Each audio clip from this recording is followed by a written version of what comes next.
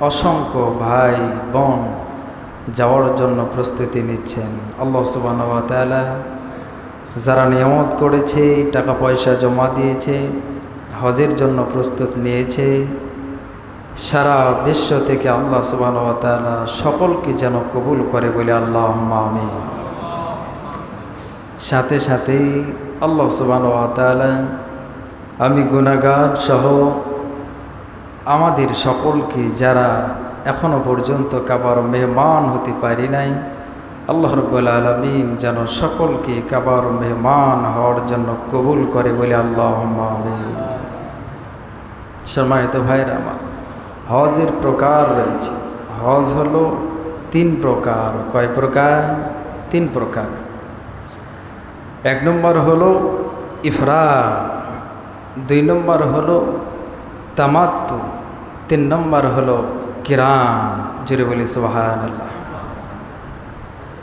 হজে ইফরাদটা হলো হজের মৌসুমে, হজের মাসে সর্বপ্রথমে প্রথম পর্যায়ে ইহরাম বেঁধে হজ সম্পন্ন করা। ইহরাম বেঁধে শুধু হজের জন্য ইহরাম বেঁধে হজ সম্পন্ন করাকে হজ্জে ইফরাদ বলে। আর হজ্জে তামাত্তু হলো প্রথমে উমরার নিয়তে ইহরাম বেঁধে উমরা করার পরে 8ই জিলহজে আবার ইহরাম বেঁধে হজের নিয়তে হজ করাকে হজে তামাত্তু বলে। আর যেটা কিরান হজ, এই কিরান হজ যারা করে এটা অত্যন্ত কষ্টকর হজ। একই ইহরামে হজ উমরার কাজ সম্পন্ন করাকে হজ্জে কিরান বলে।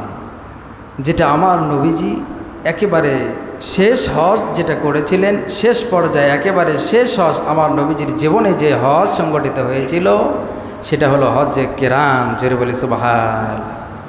এটা অত্যন্ত কষ্টকর, অনেক দিন ধরে ইহরাম বেঁধে থাকতে হয় হাজী সাহেবগণেরা যারা। এটা হলো উত্তম হজ, একই ইহরামে হজ এবং উমরা সম্পন্ন করা, যেটা নবীজি করেছেন। জোরে বলি সুবহানাল্লাহ।